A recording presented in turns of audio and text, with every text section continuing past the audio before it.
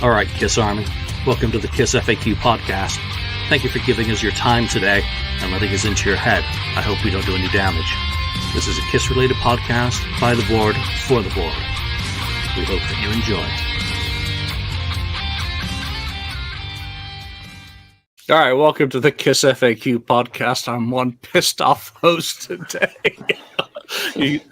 Dialing into StreamYard, and it's got new settings, and it's defaulted to fucking phone mode. Does not make a tired Julian very happy, and he has a temper tantrum. I got my phone. Wait a minute. Okay. Yeah. All right. So stop messing with the settings. Breathe in, breathe out. Breathe in. Let's talk Kiss. We've got the whole gang here today. Lonnie, St. Louis Kiss. What's up? Marcus Almighty Mark. Greetings. Belch now, or forever hold your peace. Daniel. Get it out of your system. And Ken, the almighty 69th Blizzard. Almighty. The almighty Blizzard. So, what's the news? Well, 10,000 Volts debuted on the Billboard Top 200 at what, like 70 something? 72, something like that, yeah. Yeah. Didn't see that coming, I'll say that. So I don't know if all those independent sellers or the label reported those sales or what, because that's pretty drastically down even from Spaceman, going in the wrong direction. Now, on the other side of the coin is that the album did very well on a plethora of meaningless charts. So they're kind of like the token participation that exclude Taylor Swift charts. Honey, what did you think about 70? What was it, 73? It's disappointing, to say the least. Because we talked last week how much we enjoyed it and how much we enjoyed it more than Spaceman or Space Invader, and we sung its praises last week. Had really very little negative to say about it, and from what we saw going on last week, I thought it would debut much higher. So it's disappointing, but it is what it is. Us Kiss fans aren't getting any younger, I guess, and new music. We're old men and we like our old music, I guess. Old man. Mark, has the 73 chart debut ruined your enjoyment of the album? No, it hasn't ruined it, but I mean, honestly, I'm not surprised. I mean, back in the day when bands were releasing records like this and they would get into 2 and 3 position, they had a massive record company pushing behind them, and they had, radio people and stuff like that for it. So I know he has a proper label, but I can't imagine that it has as many people doing stuff for him as a massive label like a Sony or somebody would have. Yeah, Daniel. How about you? I didn't see how it did in Scandinavia, but I don't think it did as well as many releases have in recent years. I don't really know how it charted over here yet. I don't know if the numbers are in yet, but what you can say is some of his videos were really successful. Like that first one for 10,000 Volts.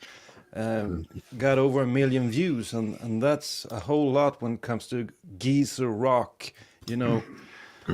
So I think that was a great success, and I do like all of his videos. They are somewhat different from each other. It shows different sides of Ace, and the album is pretty solid as well. I wouldn't say it's my favorite album of all time, but it has some good stuff on it.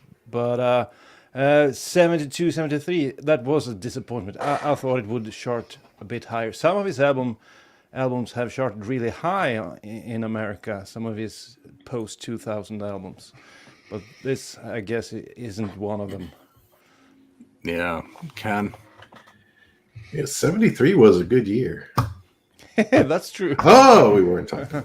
Yeah, I mean, it's about what I didn't know what to expect, really. With all the, I guess they should have made more color variations. They have. That would have helped. to try to increase the... They're already tried that, I guess. Yeah, there are already new ones available. Oh, good. Right, they keep doing that. But I don't know. What are you gonna do? I mean, there's no hit singles or anything like that on there, and he's an artist that's a former band member of Kiss. That any former band member of Kiss is not going to probably sell well anyway. But you know what? That's a shame. What you just said there. So there's no hit singles. A song like Cherry Medicine, if they had the right people behind it and they had the right amount of money to push it, it could have easily, maybe not a number one, but it could have made a top 20. I think. Yeah, if they would have had Taylor Swift on it with them, as a duet, it would sell millions. Duet with Cherry Medicine, yeah, it'd be number one. It's just not the style that's on the radio. Yeah. So there we are. Steve Brown was on three sides of the coin, and he took a lot of shit for quite a lot of the comments that he made, to be honest. But we're singling out one that he suggests that 10,000 Volts is the best Kiss-related album since 1992. So we've decided to put that that bold claim to the test with this panel, and everyone submitted their rankings. It's funny that someone then posted a topic about Chris Cat number one, and I forgot to include that in the damn list. Really? But no one called me on it. Not one of these guys. Hey, it's pretty easy to forget. It's pretty easy to forget.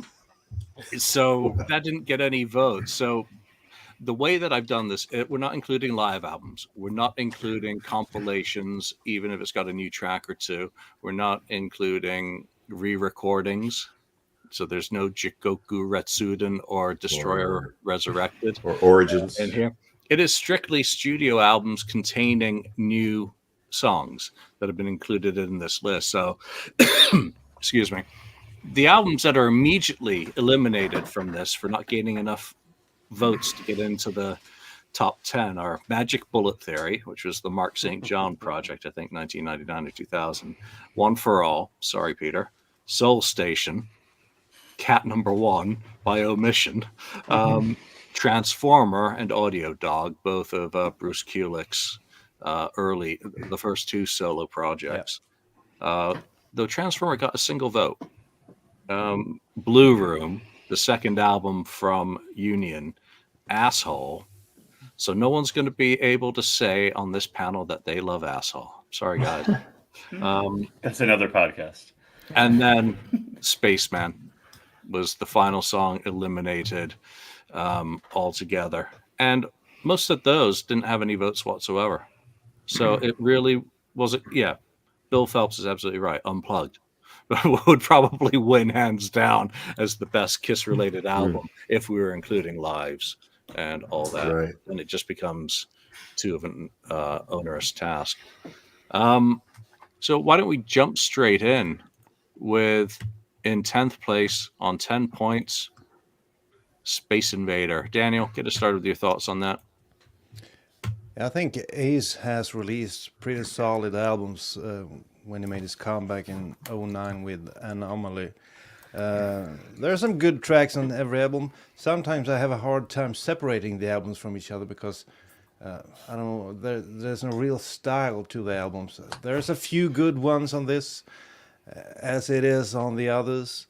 It's not in the vicinity of an album like Trouble Walking or his first solo album, of course, but I think it's a pretty solid album with some good tracks. But the problem with Ace's albums, to me at least, has been that he has 2 or 3 really good songs, and then there's a lot of filler, I think. Slow moving songs, really silly lyrics and so on. But there's a few good ones on this one. I think I gave it a point or 2 on my list. Yeah, I gave it 4 points because I do still think it's a reasonably strong album with a couple of really good songs that are enough to give it, fourth from bottom on my list. Mark? Yeah, I mean, I put it 10th on my list. I was never a big Space Invader fan. I think it's the one record that I didn't jump out immediately and get when it came out. There's a couple songs that are good on there, of course, right? I mean, otherwise I wouldn't have gotten to 10th because there's lots of other albums that are lower than that. But I agree with Daniel. It's the problem with these albums in this era is that there's maybe like 1 or 2 sort of standout song or a really good song, and then the rest of it's sort of like vanilla. It's like, ones that you could put on any other Ace Frehley record and they would probably fit because they're just, I'm not going to say filler, but they're just, they're just bit not lazy. I think it's a bit it's lazy writing. Yeah. Yeah. Ken, you ranked this one the same as me. You gave it 4 points. So what got it on your list? 7 on my list. Space Invader. Yeah, I like that album. It's I always thought it was pretty good. Yeah, it could have been a little bit better, but it was probably it was the best of his more recent solo albums up until at least 10,000 volts. So yeah, it doesn't surprise me that it's where it's at. It's good enough to get on this list, but I guess it could have easily fallen off if someone would have dropped it down a little bit lower in the ranking. Yeah, like some other stuff that happened, I think. Anyway, just 2 points and it wouldn't have made it. So, Lonnie, you didn't make your list. Was it anywhere near, or was it just among the dross? It was close, I suppose. I mean, to echo a little bit what Daniel said, I mean, I think the album starts off strong with Space Invader and Give Me a Feeling and I Want to Hold You. Which are, I think the three of those are pretty decent songs, but it just kind of falls off very dramatically after that. So not enough solid material to make my list. Now you ranked this next one really high, Lonnie, so you're gonna get to talk about an album you actually gave points to. In ninth place on 19 points, 9 of those points came from Lonnie. Live to Win. Really? Oh my God! You guys are disappointing. I gave Live to Win as my number 2 vote. Really? Yes. Yikes. Oh gosh, yeah. It is my number 2 since then. Since 92. I like Live to Win. I always have from the moment it came out. I listened to that. I listened to the hell out of that album when it first came out. And still do from time to time. I think is it poppy? Yeah. Are there keyboards in it? Yeah. Is it sappy at times? Sure. It's Paul Stanley. It's exactly that album. It's exactly what I expected it to be. Some people are like, whoa, what's this? That album is exactly what I expected it to be. And it's really, really good. And I'm disappointed in all 4 of you. And I want to hear your explanation. Hold on. I'm disappointed. No, it's only two of us you could be disappointed in. Yeah. Well, Not me. Well, let's hear it. Well, you can't be disappointed with Daniel. Daniel? No. Nice. I actually had it in 3rd place. Nice. Live to Really? Win. And I have to echo Lonnie, the wise man Lonnie. Live to Win has a lot of great songs, I think, especially the title track. Probably my favorite song post 92, Live to Win. Such a great song. I just wish it would have made a Kiss album. The problem for me with this album is somewhat the production. Paul's trying a bit too hard to make it a current album, to make it up to date. So there are some effects and sounds that I could do without. I would have liked him to do it more like his 78 album, but you can't deny some of the strong material on this album, like Live to Win. I like Lift, Wake Up Screaming, Bulletproof, and 1 or 2 of the ballads are pretty good. And of course Paul Stanley's voice, one of the last albums when you can hear it, and it sounds great. Probably Sonic Boom, the last one. Monster, I think you start to see the cracks really a whole lot. But on this album, it's not that. The problem with the voice isn't that big. So I like Live to Win. I like the singing. I like the vocals.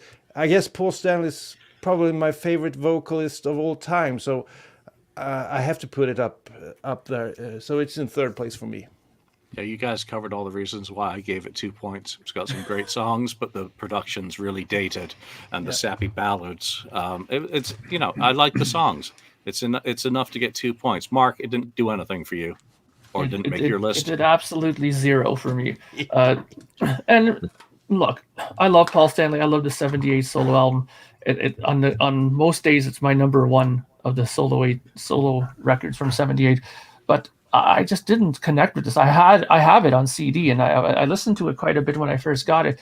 But I mean, it had that like American Idol. It sounds like he scooped their backing band. When he with the way it sounded is very super polished, and it's just I would have liked to have seen a little bit more grit to it a bit. Because I think Paul, he is the most produced and melodic and commercialized guy of the whole band, but he does have some really crunchy guitars, and he knows how to make a pretty rockin' song. But I think that the production just kind of really softened it up a bit, and I just didn't find a lot of the songs memorable for some reason to me. And believe me, I wanted to like it because I love Paul. What do you think about Yeah. the live versions that we heard on his DVD there? He played I a love few. that DVD because of the songs that he played from Kiss, like Magic Yeah. Touch and stuff like that. Like that's mainly what I didn't pass like skip any of the other songs, mind you, but that was the main reason for me to get that, because I was excited to hear him play some of these songs that he never played with Kiss, right? I think his solo material from that album fit right in with the other material. He started the show with "Live to Win," and it fit right in. All right, Ken. Not surprisingly, you're with Mark on this. Yeah, Live to Win, that song is pretty good. I'll give you that. Pretty much the rest of the stuff, I could not get into it. It was trying to be like the current music at the time, following whatever the trend was for hard rock bands back around that time. It sounded like just a generic to everything else that was out there. It sounded the same of that time period. And nothing otherwise. It sounded original. Nothing sounded really catchy to me. It didn't. It just sounded like he was following trend. He sang great and everything. I don't like the songs. I don't like the production. I really don't like it. I do not go after that. Lonnie's in shock. I think his feelings are hurt. I would. It was an Chris, easy number two. Chris, what? Cat number one, I would listen to more than that. If I put it on the list, right? If you would have put it on the list, Hot take. we should have put it on the list. Yeah. All right. So it's about production, and that's actually a very, very good segue into 8th place on 20 points. So pretty much tied with Live to Win. Another of Paul's wonderful productions, Monster. Lonnie. Oh, Monster. I ranked Monster in the middle. I ranked it 6. I guess I ranked it higher than some of you, the other members on the panel here. Monster just falls flat for me. I really wanted to like Monster a whole lot. I was really excited for it. I really, really liked Sonic Boom, and I was excited for Monster. And I like the lead track. I like Heller Hallelujah, and it made me more excited for the release of it. And it just fell flat for me. I think the production on it, as Julian alluded to, is just too much in your face. It doesn't allow for anything but that brick wall that hits you. And it's like they were trying too hard almost after Sonic Boom, and these were the leftover songs that they had from the sessions, and they tried to just brick wall them to make them what they wanted them to be, and it just doesn't do it for me, unfortunately. Yeah, it scraped a single point out of me, but that's mainly because of Right Here, Right Now, and Long Way Down. But it's the best song on the album. It had some good songs. It just needed a producer. It's horrendously produced. It's horrendously mastered, and that just really ruins it. Mark, you also threw it a couple of points. Yeah, I gave it a 9. One better than Space Invader. I mean, songs like Hell or Hallelujah or even Wall of Sound and stuff like that. They were decent songs on this record. This album was hampered by bad production, bad mastering. I mean, it was unlistenable on headphones, in my opinion. I mean, you can listen to it on vinyl, but it's even that was pushing it a little bit. I found. Again, Kiss always behind, like 2-3 years behind. Like the whole loudness, ear bleeding wars that were happening were slowly coming to an end, and they were like just full in on it for Monster, and I don't know, but there are good songs on Monster, so I don't want to totally diss it, right? But again, if it would have had somebody better at the helm, I think that it would have been a much better album, much stronger. Yeah. Let's see who's next. Daniel, middle of the road for you. Yeah. I do appreciate the effort that the band put in. They wrote it together. There's no co-writers, no Desmond Childs or anything like that. Even though I like Desmond Child, but I think it was pretty cool that they went into the studio together and belted the songs out together. And both Eric and Tommy had a song on the album. I like that as well. That it felt like a band effort. However, it didn't reach the same heights as the previous album. I don't know what went wrong, really. There are some standout tracks like Hell or Hallelujah, which I think was a great first single, but after that it was really hard to follow up with anything, even though we do have our personal favorites. One of mine is the Eric Singer song. I like that, All for the Love of Rock and Roll. I think it's a throwback, sort of a Dress to Kill song. It could have been on that album. And so I liked that they did it together, but it falls a bit flat for me. All right. Which means Ken likes this the most out of all. That's surprisingly, and that's not one of my favorites. Monster is 4 on my list, basically because it was a good try. Yeah, the production is not good. I think that the other error is in the music. They try to write in the vein of their heroes, that sort of thing. Zeppelin, Deep Purple, MC5, whatever. Kind of stuff, and I think that was just a wrong decision. I think they should have just wrote Kiss style and not try to go for this other stuff as a tribute to their heroes or whatever. So that's where it becomes a problem for me. But even having said that, at 4, I guess, and I guess I picked it the highest. So I guess I did pretty good. Because of all those Gene helping songs, it out, all those Gene songs, and Ken's gonna be there.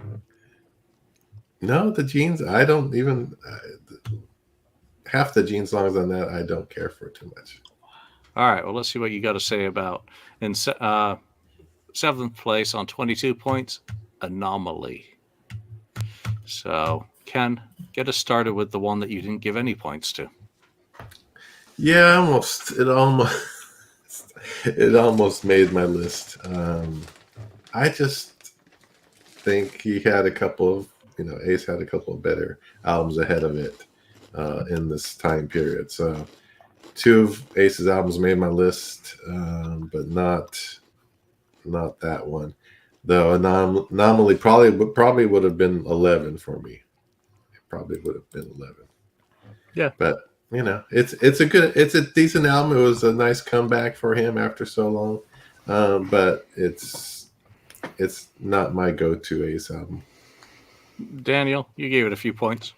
Yeah, I remember hearing the first single, Outer Space, for the first time and being kind of blown away by it, because you had been waiting for a new Ace Frehley song for so long, and I didn't have a whole lot of hope. I didn't have my hopes up for this one, but that first song really blew my mind, and I still like it to this day. And when I got the album, I found a few others that I liked. Fox and Free, I thought was a great song, and Sister was a good song, and I even liked the Sweet cover as well. And there's a few more. So I think it was a pretty good album from Ace. But the biggest thing was that he actually made an album.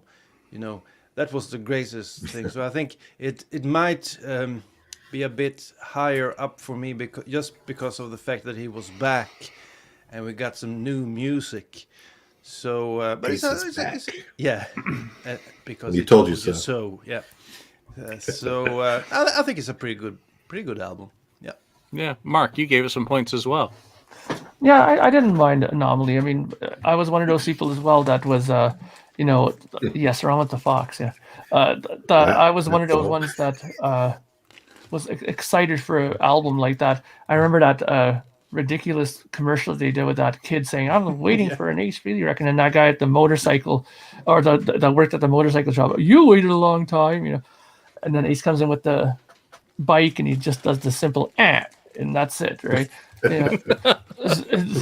So I mean that was great. So I was looking forward to that, and there's some great songs. I mean, the thing with Ace records I find is that the first couple songs on those records are usually where it starts off strong, and then as we get going, it starts to sort of, starts getting not so good later on. But Yeah. it's a good record. I mean, I think for the amount of time we waited, I mean, it could have been much worse. But I think this record was pretty good, and I got the CD that had that, you could open it up and had that, you could make that weird pyramid out of it or whatever when you opened up all the expansion pieces there, right? So yeah, so it was nice that he put some effort into that as well, right? Yeah, Lonnie, you ranked this one pretty high as well. I did. I really enjoyed Anomaly. It's another album that it's 2009. It was very, very exciting time to be a Kiss fan. With this album coming out just weeks before Sonic Boom came out, and I remember listening to this and really, Ace had toured in 2008, and there was stuff that he was working on an album. We were waiting for it, and then finally came out. And like Daniel said, when the single came out, Outer Space, I was like, man, that's what I'm talking about. Ace Frehley. It's like I told you I came from outer space. Like, that's the Ace Frehley I want to hear. It was a great song and you couldn't have had a better lead single from that album. And there's other great songs on there, like Foxy and Free, Pain in the Neck's good. The Fox on the Run, the Sweet cover is great as well. I really dug the way he interpreted that. It drops off some from there, but not like some of the other albums that came afterwards for me. Yeah. I think it remains strong, pretty much start to finish. I still, I ranked 10,000 volts ahead of this last week, but not by much. It's really good. Yeah, so I gave it what did I give it? I gave it 9 points. It's my second favorite album of this the past 30 odd years. I like the production. I think it's produced better than Frehley's Comet is. And it felt good, but it was also, like has been mentioned, a fun time. 2009. I was working actually right next to a radio station, 107.7 The Bone in San Francisco, and Ace came into the studio, and I was able to go in and hang out while he was doing his on-air stuff. Cool. So it was fun from that. The songs are great. It was great to finally hear Sister. My only thing I was annoyed about with that was that it didn't come out in the spring. That was just the only thing that really bothered me, that it came We were out. promised. Yeah, but it was good to see him going head to head against Kiss with Sonic Boom coming out around the same time. It was a fun and exciting time for, whatever color blue Kool-Aid you were drinking. All right, moving on into 6th place on 24 points, the debut Union album. I'm going first. This is my number one pick for the past 30 years, bar none musically. It's got great guitar work. It sounds great. It's got good songs, and it's got John fucking Corabi on the lead vocals. And I love John's voice when he's full blast. It's got some really memorable stuff. If you think I'm snowed, go listen to it. Just get it out and give that album a fucking spin, because I think it didn't get half the respect it should have, and that band should still be going, at least putting out occasional albums. Ken gave it no points. No. I'm not a big Union. I actually listened to a little bit of that yesterday or day before, and I just have a hard time getting it. Yeah, that's a lot of great playing and so on in there, and great vocals, of course. But I just can't get into that album for whatever reason. The music doesn't work for me. Maybe it's kind of like the Paul Stanley solo album. It just doesn't work for me. I don't know what it is, but I can't give it points. So Okay, well, I'll go to someone who knows music. Mark, you gave this quite a few points as well. no, someone who knows music. Yeah, I like this record. I mean, again, I'm a big fan of John Corabi. When the Motley Crue record came out with him on vocals, I loved that Yeah, record. I thought that was one of the best things he did in a long, long time, and I played that to death. So I'm a big Corabi guy. So I mean, and there's lots of good songs on this album too. I mean, Old Man Wise is good. Let It Flow is a good song. There's a lot of good songs on here, and it has some real balls to it, and it sounds really good. I think Bruce does some really great guitar playing on this album. So I was all in on that. So there's no, I had no reason not to give it high points because I thought that it did exactly what I was hoping it would do when you have Bruce together with somebody like John Corabi. So it's a shame they didn't do more stuff together. That's for sure. Yeah, Daniel, you gave it some points as well, so it made your list, and that's a win. yeah. Both Union records made my list because I kind of like both of them. On this album, Old Man Wise is one of the favorites. I actually like Love, I Don't Need It Anymore. I think that's a cool song as well. October Morning Wind, beautiful song. So there's a lot of beautiful songs on this album, and it's well produced. The guitars and drums, everything is well played. It's they made an effort to create a great album. Unfortunately, it was a disaster when they went to play live. I mean, there were maybe 100 people showing up for the shows. I remember reading about it in the fanzines back in the day.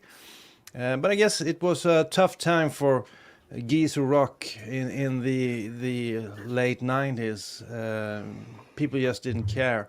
But I think both albums hold up to this day, and Corabi is a favorite of mine as well. I would like to give a shout out to his live album where he performs the complete yeah. Motley Crue album live. One live night in Nashville. Yeah, that's a great album. But this Union album's pretty good. Yeah, Jeremy Asbrook plays on One Live Night in Nashville as well. Lonnie, you gave it some points. I gave it some points as well. I couldn't really get into this album when it first came out. It didn't move the needle a whole lot for me. But then I went to one of those Indianapolis Kiss Expos, and Corabi was there with Kulik, and they did a few songs off of both Union records, and it made me go back and listen to them again. I was like, oh, you know what? This is actually better than I thought it was, or better than I remember it was. Daniel mentioned Love, I Don't Need It Anymore. Really, really great song.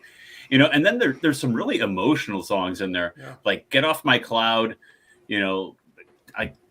I'll be fine without you type of lyrics, Strong and lyrics. then Robin's song at the end is really emotional too. It's just really powerful stuff on here, and you could really hear the emotions in the lyric writing.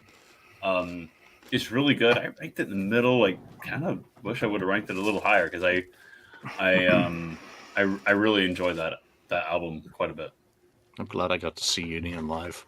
All right, moving into the middle now. In fifth place on 27th points, Carnival of Souls. And we can go to Ken, who has voted for this one. I did vote for that. Yes, You number did? 3 on my list.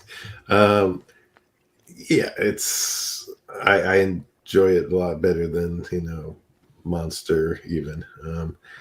I like the songs, except for the most part, 2 Paul Stanley songs I like. The rest I don't like of Paul's stuff. I like all the Gene stuff. Is that surprising? I don't know. But every Gene song on that I love. The the Bruce song on there is okay, but it's pretty good. It's an album that I'll go back to and listen to. I know it's not in the Kiss style, of course. They followed the trend there, but it still worked, at least for the most part. On the Gene's half of it, it still worked. The dark kind of music that you should expect from him. So yeah, I like it. Mark, it made your list. Yeah, it sure did. I mean, number 6 on my list. You know, I had the usual problem with this record. Trying too hard to be something that they weren't, and Paul Stanley's songs sounded really forced. Whereas Gene's, I think he was a little bit more in his element on this record as far as the writing went. But I mean, it's sonically it's not too bad. I mean, sure, it could have did with a better mix, right? But it's not as hard on the ears, to me at least, as Monster was and stuff like that. But it's good. I mean, it always kind of came off as like a little brother to Revenge. It wanted to be heavy like Revenge and wanted to be everything that Revenge was, but just kind of didn't make it to that level. Good observation. Lonnie, you gave it a couple of points just like me. I gave it a couple points. I like Hate. I've talked about Hate, how much I really like Hate on the show before, and I really like Jungle as well. It's good, and I like it, but it falls short because I guess it still just falls short for me because it was so marketed pre-reunion as being the follow-up to Revenge that you've been waiting for, and Hate was the follow-up to Revenge that I've been waiting for, and the rest of the album was not. And I think that still sticks in my brain to this day, and it's the reason why I ranked it 9th out of 10. It made my list, but it still just sticks in my brain today that I anticipated so much more from that album than what I got. Yeah, it got some points from me. There are a couple of great songs. Album sounds like shit production wise. Years too late. It really needed the Revenge treatment. It needed Ezrin back, to be perfectly honest, to shape those songs sonically and maybe offer a little bit of input. But Gene's got some great songs on that album in particular. Paul's got a couple of stunners. Daniel, you rank this the highest. Yeah, I do enjoy the lyrics somewhat on those songs, even though the Paul Stanley songs, as some of you mentioned, like Ken said, falls a bit short. They fall a bit short because he really wasn't in his element. While Gene flourishes on this album, I mean, he has loads of great songs. As Lonnie mentioned, Hate is by far my favorite as well. It's like the stepson to Unholy, the bastard son, really cool first track on the album. But then they got confused a bit, trying to be something they were not. So the album's really hurting from that. I mean, like you said, Julian, if they had Bob Ezrin trying to make it sound like Revenge, I think it could have been an awesome album because there's some great writing on this album and there are some great solos and some catchy tunes. But like the end of Is It Jungle? It's like 2 minutes just playing the same riff at the end, trying to be, like the other grunge bands. It sounds terrible. You need to edit that out. You need someone to edit this album and maybe put some more effort in the sounds of the album, a better production. But I still go back to this album from time to time, and my favorite songs are probably Hate, and I like one Paul Stanley song especially, and that's In the Mirror, because I think that's kind of reminiscent of early Kiss. Cool riff and fun drumming, and actually the only song where Paul Stanley sings Paul Stanley lyrics. In the other ones, I think he gets confused. But I still like the album. I think it's like Crazy Nights. Crazy Nights is a solid pop album, and that might not be my cup of tea. And this is, they had a vision and they followed through on through it. It's a dark album all the way through, if you don't count that song he wrote for his son. But there's a course for the band, and it feels solid. So I had it. I don't know if was it my second or third favorite, something like Second favorite. that. Yeah. Yep. I want to take the opportunity to thank everyone who's joined us live today. We do appreciate your support and chiming in with your thoughts as we're discussing these topics. Next up in fourth place is a tie. So we're going to go with Psycho Circus first on 29 points. Everyone voted for this one. Everyone gave us some points. Mark, you gave it 4 points. Yeah, I mean, Psycho Circus is one of those records that it's disappointing in one way, but another way it's not so much. I mean, production-wise, I think that Bruce Fairbairn did a pretty decent job. It sounds okay. It's not. There's nothing sonically wrong with it, in my opinion. But it's just not a true Kiss record in a lot of ways. Those guys are not playing on it. And there's just some songs that just don't sit with me still. Like, We Are One just seems a little too kumbaya for me still. And it's just the songs that are good on this album are really good. The title track and some of the other ones, like the closer is really good.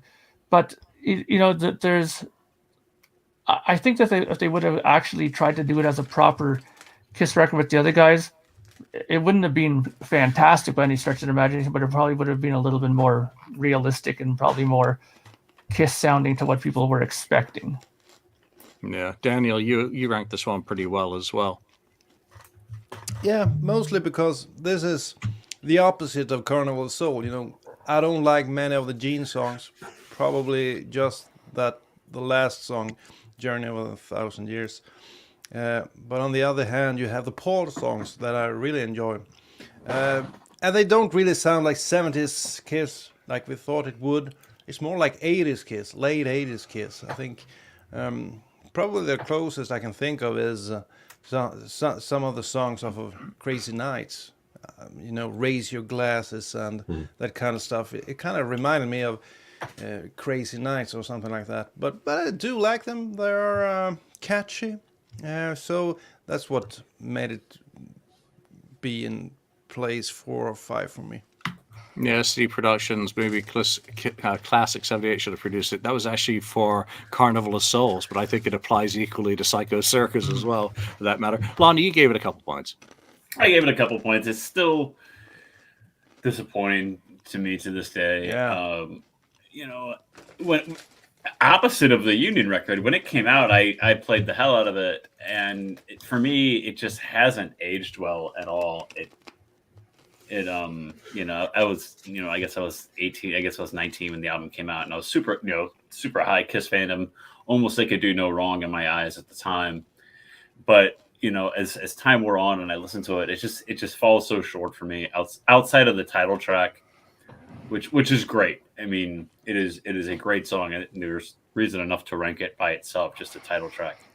But it just falls short for me after that. It's just so forced, and so like this is the formula we're going off of. I don't care. Peter Criss is singing a ballad. Ace Frehley's singing a song about outer space, and this is how it's going to be. And all 4 of us are going to sing this terrible, god-awful, one of the best, you got the best song. Oof. And we're going to splice it together and make it sound like we're all 4 in the studio together, which God knows they won't. So things like that, I have it like at 8 out of 10. Outside the title track, the rest of the album is it just makes me shake my head and kind of make me kind of embarrassed. You've just ruined Christmas for people by telling them that they weren't in the studio at the same time, Lonnie. I know. You are a buzzkill. What a disappointment it has become. But it got 6 points out of me because those good songs are great songs. Psycho Circus, Into the Void, Journey of 1,000 Years, and I Pledge Allegiance to the State of Rock and Roll, even if it's a really long-winded song title, I think are fantastic songs. The production's decent. It's a little bit, I was going to say it's Fairburnish, and it is.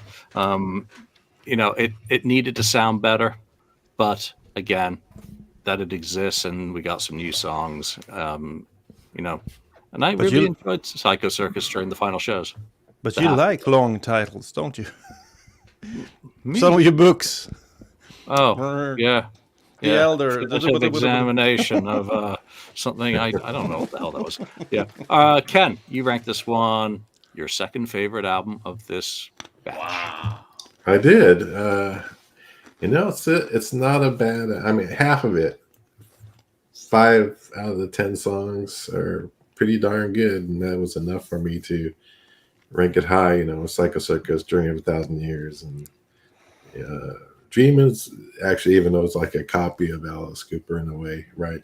It's still a good song, and I like the Gene Mello song that Mark doesn't like, but it just drops off with a few other songs that are just so, especially one of them, right?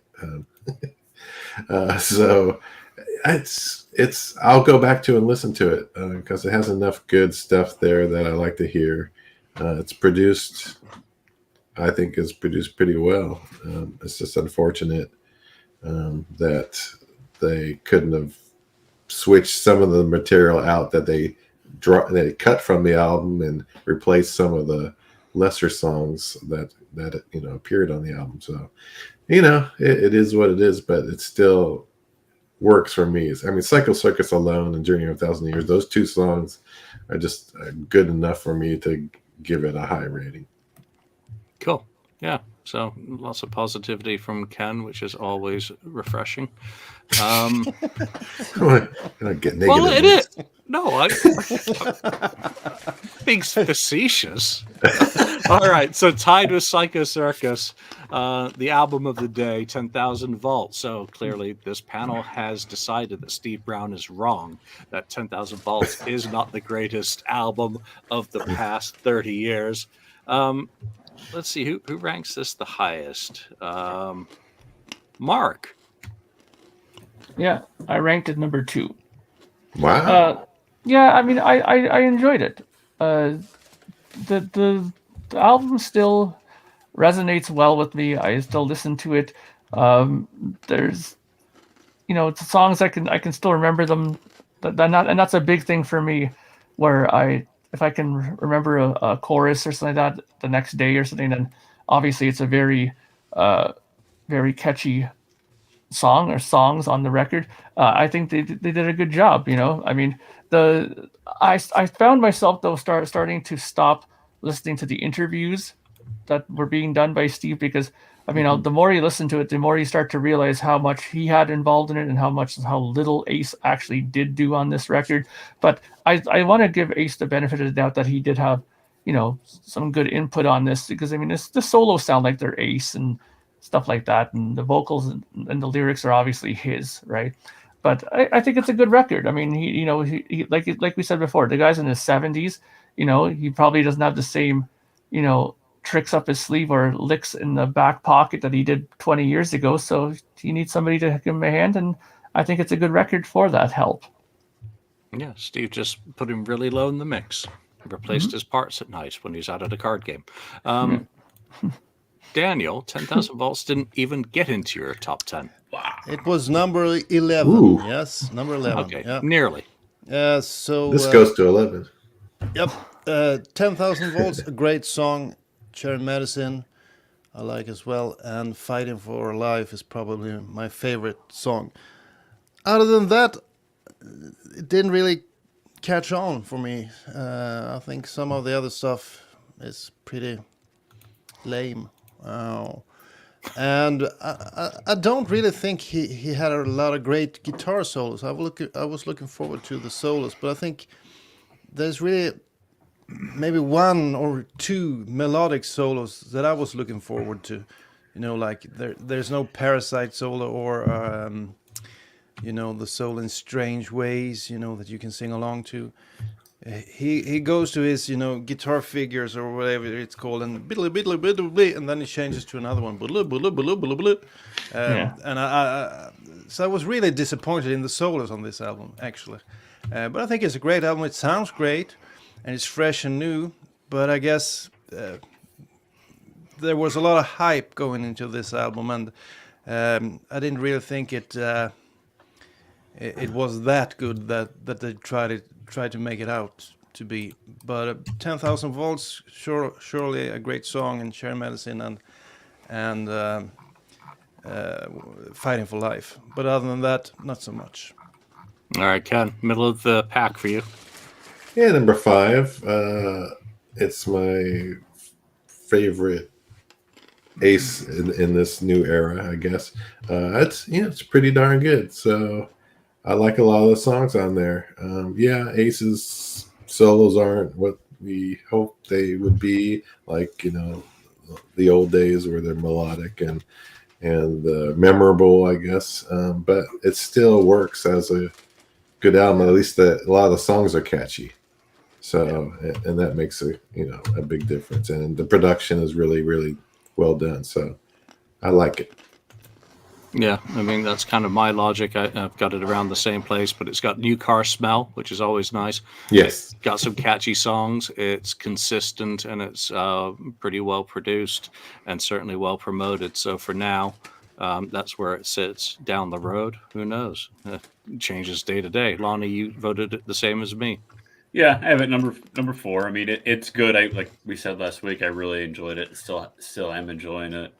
10,000 volts, Walking on the Moon, Cherry Medicine, Fighting for Life. They're all really good songs. So I mean, I'm very pleased with it. So it's number 4. Yeah, in second place, and this is a little bit of a surprise to me. I didn't think that this album was going to come in as highly as it did. You ranked this the highest, Lonnie, and that is BK3 on 30 Love points. this album. Yeah, you Love gave this it. album. Yeah, this is third place for you. It is. Why? It is third place. I think that BK3 is by far Bruce's best thing he's put out post Kiss. I mean, I above the. I mean, obviously, I ranked it above the Union albums. And it's his best solo album. Period. I really like the way he did it. It's very similar to the way Slash did an album that came out right around the same time, with a different lead singer on basically every track. I think the Gene song "Ain't Gonna Die" is really good. And then he talked about, and then the dirty girl. That's a great groovy dirty song. It's really kind of a Kiss style of a song. And then Bruce really kind of gets serious too with the "I'll Survive" song is about him being shot on Sunset Strip, and the song "Life" is really good too. I think it's well rounded. Had some different styles into it. All the songs don't sound the same, and I think it is, like I said, it's number 3. It's really high up there. It's incredible. Yeah, it's middle for me. Again, great diversity, and he does what Ace probably needs: an extra vocalist to take some of the load on some of the songs, and it gives him a little bit more reach. But it was just so well rounded, such a great album. It sounds great, and he put a lot of love and attention into it. Mark. Yeah, BK3 is good. I do like that record a lot, and I think that it did help with having those guests on there. Having Nick on there and stuff like that. It was great. Good songs. I think that by this point, Bruce was ready to pull out the heavy guns at this point, because he did a couple things beforehand, and I think that he wanted to really show at this record that his importance in the history of Kiss. And by making this record, I think he really solidified that. He really showed what he brought to Kiss as a songwriter. Yeah, Ken. Yeah, BK3. I enjoy it, the whole thing. It's number 6 on my list. It's. I think it was the right choice to have other singers come on there, and it's the closest sounding to a Revenge type record. The production is really, really good. it, has a lot of cool songs on it. So I enjoy, and Bruce's guitar playing is just, fantastic. So I love it. Daniel. Number 5 for me, great album, and really cool singers, vocalists that he picked for this album. Previously, the 2 previous albums, Audio Dog and Transformer, I thought they had some good tunes, but his singing, it didn't really work. And it didn't when he sang on Carnival of Souls either. He's not a singer. Even though he can hold a tune, he can sing a little bit, but not good, not like John Corabi or people like that. So, and some of the standouts on this album is I like that Nick Simmons song "Hand of the King." I remember promoting the album. They did a live version of it that I caught on YouTube, I think, when they released the album, that I thought was really cool. And Nick Simmons sounds like the singer of The Doors, Jim Morrison a bit. I like his vocal. I wish he would have done more. But my favorite, as Lonnie said previously, "Dirty Girl." That's my favorite song of this album. I played that all the time. I think it's sort of a pop song almost, a fun song, early Kiss feel to it, and I really like that song. I think that should have been a hit, but it wasn't. And another one I liked was the one with, I think it was called "I'm the Animal." I think Eric Singer played the drums on that one. I think it's a cool with song. Tobias Sammet, I think, on vocals. Yeah, that was a cool song as well. So, great album. Hopefully, Bruce will put out another album in the near, not so distant future. It seems like he has left Grand Funk and wants to focus on his solo career a bit more. So let's see another album, Bruce. All right, we got 2 minutes to wrap up the winner, which everyone voted their number 1 song album except me. Oh. Sonic Boom. Boom. Boom. And again, I like Union more, so it didn't get top spot for me. But it's a great album with lots of good songs that touches on lots of different elements from history. Daniel, quick Sonic Boom. Yeah, it was a great album. They tried to sound like early Kiss, but it became kind of mixed with 80s Kiss. But I like it. Great single. And both Gene and Paul put some good songs on there. So, best album post Revenge. Mark. Yeah, I love this album. I was very happy with it when it came out. I like the fact that they did everything like the old style, like where they gave every member a song to do. Even though some of it was a little predictable, but hey, we wanted a 70s style record. It was sort of 70s with a mix of 80s I found in there, but I think it's a really good record. I think easily it should be number 1. Nice. Lonnie. Yeah, hands down, best release in my opinion since Revenge in '92. Again, 2009, really exciting time to be a Kiss fan, and this album delivered. It's definitely my number 1 since then. And Ken. Yep, Sonic Boom number 1 for me. Great songs, pretty good production. And not the best, but it's better than Monster. And they tried to go for that old style and have Tommy play like Ace and all that stuff, but it worked. And I think all but maybe one song was pretty darn good on the album. And it was a clear winner, 48 points. I'm the only one who kept it from having a perfect 50. So Gene Simmons is doing a live Q&A, so we're going to call the show now. We do want to thank everyone who joined us today. We hope to see you again soon. But for now, from Lonnie, Ken, Daniel, yes. Mark, and myself, thanks for joining us, and we'll see you next time. Thank you for spending time listening to the KissFAQ podcast today. All sales are final. There are no refunds. If you'd like, look us up on Facebook or come over to the KissFAQ message board and discuss the topic we broadcast today. Don't forget to rate us on iTunes, Spreaker, or wherever you've listened to the show. We hope you'll join us again.